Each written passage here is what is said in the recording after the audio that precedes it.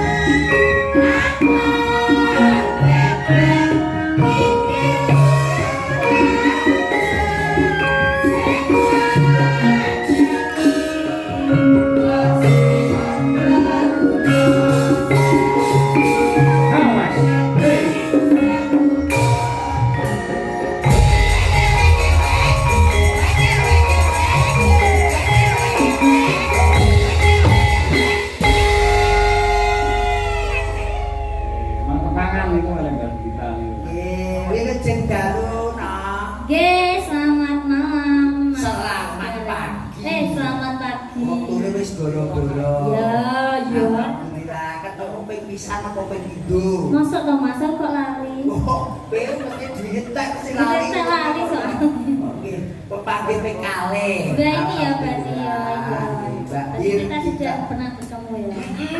Bertemu ya bertemu tapi geblekmu lire ae kene ora kanggo kasapan apa-apa. Ya bantu wae wong iki gotot kok. Dirgita ora sakene. Dawa. Kene lho sisa. Mata. Iya. Oh, ngeten iki Mas. Ngeten iki panggil pisan ngeten iki lek tong nggih Mbak Dirgita mesti toplok plok. Langsung iki pok. Nang Mbak Dirgita. Iya Mas Bareng. Ya makane jenengan terus duwe garwa kaya Mbak Dirgita kira-kira seneng apa marem. Alah lek ngeten iki kula duwe bojo kados Mbak Dirgita ngeten iki kula mboten seneng Mas. Gusti Allah sampean iki sak sampean iki. Aku wis ora seneng blas. Sampean iki gak bagus-bagus kok. Sebabe apa ora seneng? Lah ngeten iki kula tinggal tanggapan nggih. Blah. Padahal ora kula ngeten iku malah medal kados jenengan. Iya. Oh ya Mbak Dirgita, menika turun para kadang dulur-dulur sedaya ingkang kasemuman menika remen sangat mbok bilih panjenengan pemegah. Oke. Nggih. Mbok bilih atur pamulutan Pak Dalang. Wonten ingkang ngersakaken Mbak Lisa wonten mboten kesian. Mboten niki wau, cuman nanti kalau Mas Gareng juga bisa nyanyi loh ini. Oh, Mas siap. Gareng. Nanti kalau duet Mas Gareng. Buat duet. Jadi ini dramanya ceritanya jenengan itu Kiai Kakung duwe garwa loro Mbak Elisa karo Mbak Dirgita. Lah kok ora satu pas iki iki. Lah umpama Ora satu bapakne wong aku wong isih bayang gawe wis tumpet lho Mas. urung dicoba kok wis mumet iki. Boten kok kesane nunggak tambah mawon Oh, nggih. iya. Bingung nggih. Ah iya. Kok jajan Mas ngeten iki lho. Lho paling ora janune paling ora ngeten iki Fortuner Mas. Wong aku lagi ae sing kredit. Kene sampean wis tengah Tangan no Mas. Lintang asmara. Nah, iki lho. Aku tak sing kene nganggo lho. Sampean iki ning tengah ae tak piting lho. Ya. Kene lho. Wah, ditekan Mas Sanjo ngeten iki. Halah. Wah, boten dipripun lho mriki nggih kados ngeten iki. Emas 24 karat. 24 karat. Jenengan 24 karat. 24 karat. 24 karat. Sidang. sampeyan jenenge lho. Gogol iki lho gawan kuwi iki apa gogol. Oke lah, gua kan digawe, tapi digawe panci lho. Lho bonto iki. Iya. Panti keprokne sampeyan kuwi malah. Lah apa-apa nek tangge model TikTok kok. Waduh. Panci mawar hidup. Nah iya. Monggo dipun aturaken Lintang Asmara. Nggih, coba. Trio. Tenang aku juga dari diri amang-amang nyawa. Aku kebingungan ning omah iki dene keruwian. Lah gitu. Jane dagelan iki ngono, wis disyukuri aja. Ya disyukuri dua syukur bisa lho. Malah itu stop. Monggo Mas. Monggo. Maka Lintang Asmara. Dados.